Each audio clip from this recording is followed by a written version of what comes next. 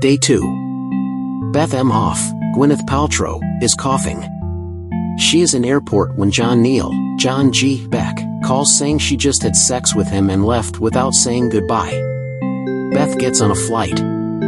People start getting sick and dying all over the world. It's spreading via the cough and is highly infectious. In Minnesota, Beth comes home to her husband Mitch, Matt Damon, and son Clark, Griffin Kane, and hugs her 10-year-old son. Beth has just returned from a business trip to HK and has met John in Chicago on her way to Minneapolis. Day 3. Dr. Ellis Cheever, Laurence Fishburne, works at Centers for Disease Control and Prevention, CDC, in Atlanta. Roger the janitor knows Ellis and his son has ADHD. Meanwhile, Mitch goes to pick up from Clark from school from what they think is a fever. Mitch tells Clark he will beat it by Thanksgiving. Alan, Jude Law, is a blogger and conspiracy theorist who starts to investigate these deaths. Day 4. Beth gets sick and has a seizure. Mitch calls 911. She dies in hospital. The doctor explains that she might have picked something in China, but no one knows what happened. At home, Clark dies in his bed, silently. Day 5. In Switzerland, Dr. Leonora Orantes, Marion Cotillard, works at WHO. She briefs her team on the new virus and mentions Beth as the start for investigation. 2 medical morticians do the autopsy on Beth, opening up her skull. They notice something strange about her brain. One of the men asks if he should take a sample. "Actually, I want you to stand away from the table," the other technician tells him. The technician tells his partner to call everyone. Day 6. Mitch is taken back to the hospital and put under quarantine watch. His teenage daughter from his previous marriage, Jory, arrives. For some reason Mitch is not infected. Dr. Erin Mears, Kate Winslet, is being briefed by Cheever on her job on the mysterious virus outbreak. She is to investigate and contain cases of infection in Minnesota, where Beth died. Mears notes that the virus is a contagion of touch. So, the littlest things people touch are harbors for infection. The problem, Mears says, is the carriers and the number they will potentially infect, the R0 number. Flu is usually one person. Polio, before vaccine, was between 4 and 6. Until they know more, this virus R0 number could be much greater. 2 doctors, Hextall and David, inspect samples taken from Beth's. Hextall says they need to send it to Dr. Sussman. Sussman is another doctor in a less secure biomedical facility than theirs. Alan confronts Hextall when he is leaving and says that the virus is a profiling drug created by the Big Pharma. Day 7. Cheever is met by Homeland Security agent Lyle Haggerty, who thinks virus might be a terrorist action. Someone could try to convert the avian flu into a weapon, but Cheever counters that by saying, "They don't need to. The birds are doing it for us." A news report states that the school Clark attended is being closed after 3 nurses and 2 other children die. A panic starts to form. Mears goes to Beth's office and understands that Eric, her coworker, drove Beth home from airport. Mears calls Eric and quarantines him. Mitch finds out from doctors that Beth infected John and he is also dead. Mitch is bitter that Beth cheated on him with her ex-boyfriend. Hextall and Eisenberg brief Cheever about the virus sample from Beth's body. It latches onto the host cell, taking over completely. Traces of bat and pig in the virus DNA code, so it originated from an infected bat. Understanding the severity of the issue, Cheever orders Sussman to be shut down, and their secure lab is the only place where research will be done. Hextall calls Sussman and tells him to shut down and destroy his samples. Day 8. Cheever briefs the CDC. The numbers of infected reach 80,000 plus and could reach as high as 267,000. Alan continues to blog about the virus and how the government is conspiring with the drug companies to turn a profit on tragedy. He claims that a drug is available to treat the virus, but it is being suppressed by the CDC. Dr. Orantes visits HK to traces the roots of the virus as Beth took the flight from HK to US. After hearing several workers at a casino got sick where Beth attended, Orantes gets tapes of the security footage. Meanwhile, Dr. Dr. Sussman defies orders and runs some further tests on the virus samples.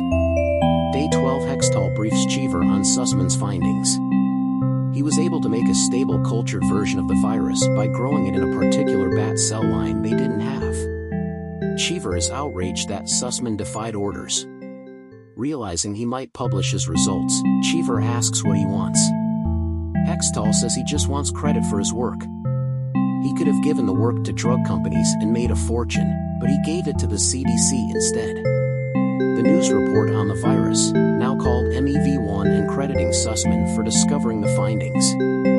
Government states that it will take months for a vaccine to be ready.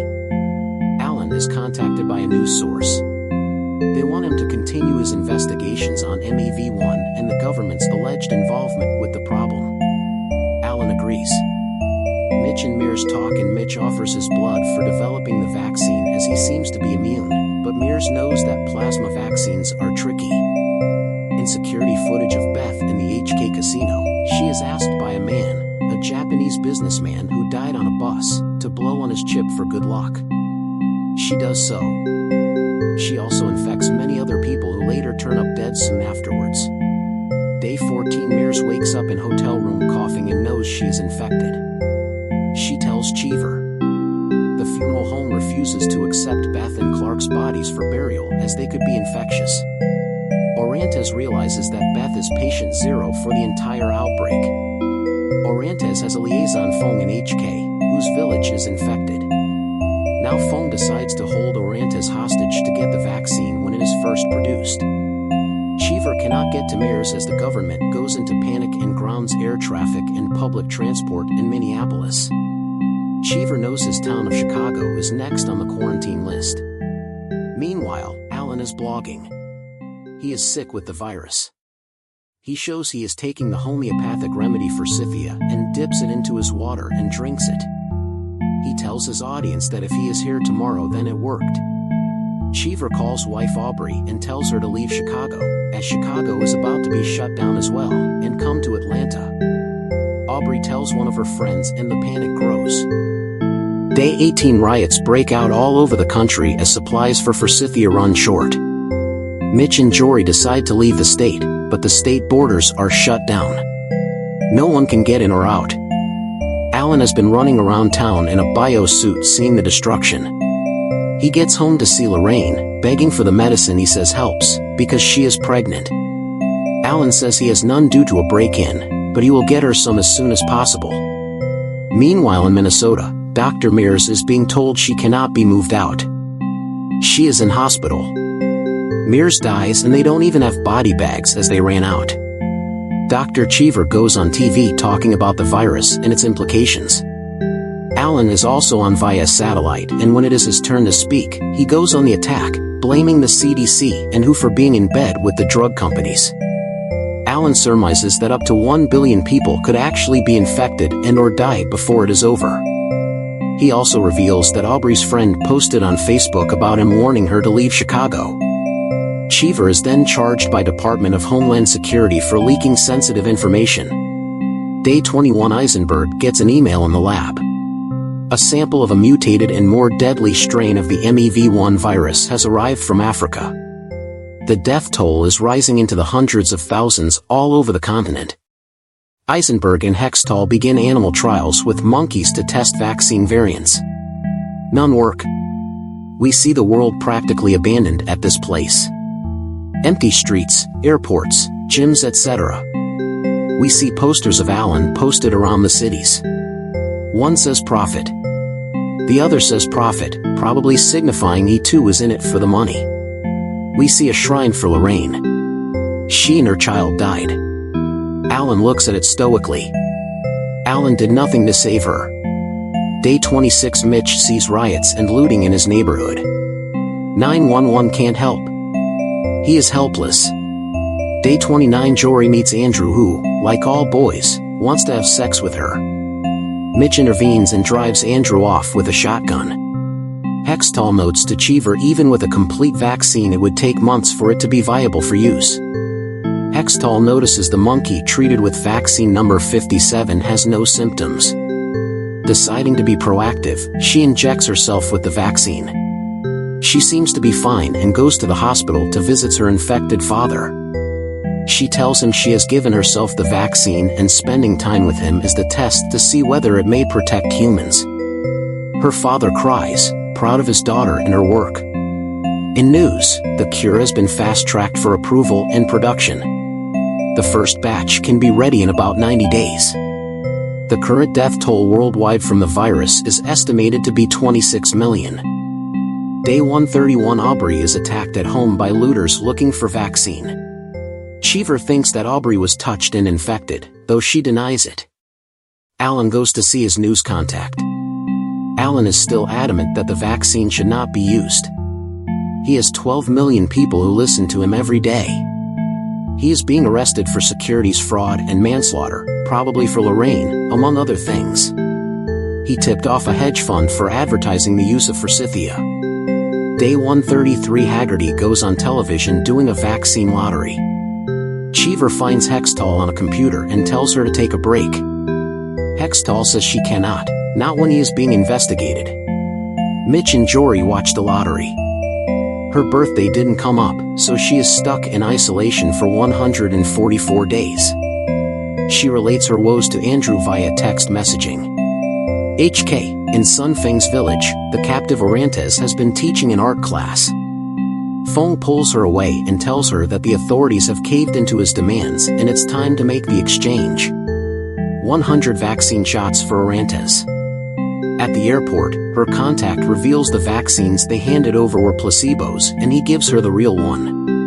This kind of action has happened a lot lately all over the world with desperate people holding doctors and other VIPs for ransom in order to receive the vaccine, but governments don't cater to terrorists. In a police interrogation room, the lead detective tells Alan they looked at his blood work. He was never sick with the virus, he has no antibodies to it. And now he has millions of people against the vaccination that could save them, instead using a drug that probably doesn't work at all. They are going to charge Alan with fraud, put him in jail, and his money he made, for $0.5 million, will be locked away too. Alan apparently has posted bail with help from his millions of followers. A smug Alan leaves the police station. Cheever is presented 2 doses by Haggerty. One for him, one for his wife. Cheever says his wife will want to do them together. Instead, he gives one to Roger's son. Cheever puts on the vaccine bracelet to keep the charade going. He goes home and gives the other shot to his wife. Day 135. Things finally seem to be slowly getting back under control as worldwide looting and anarchy begins to wear off. Hextall and Eisenberg are seen in the lab putting the MEV-1 virus into long-term liquid nitrogen storage next to some other nearly eradicated virus cultures, hopefully never to be seen again. Mitch goes to a nearly deserted shopping mall, being stopped at several checkpoints to make sure he is immune by scanning his vaccination bracelet. Jory finds a box in her room from her father telling her to be ready at 8 p.m. Inside there is a dress. There is a knock on the door. It is Andrew, who got the vaccine and is now sporting his vaccination bracelet proudly. They can finally be near each other. The two of them begin to dance. Mitch goes downstairs to take pictures of Jory and Andrew. Mitch watches them dance. In that moment, there is hope for the future. A final flashback occurs. We finally see what caused the global epidemic. A construction crew from Beth's company AIMM was cutting down trees in a forest in China. That caused some bats to fly out. One bat was infected with the virus. It grabbed a piece of banana and perched above a pig's pen. It dropped the banana piece, which we are to assume had the virus on it. A pig eats it and is eventually slaughtered at market for food. A chef handles the dead pig, touching the inside of the infected pig's mouth with his bare hands. He goes out to dining room and poses in a picture with Beth holding hands, transferring the virus to her and starting the chain of events. A title card states it is day 1.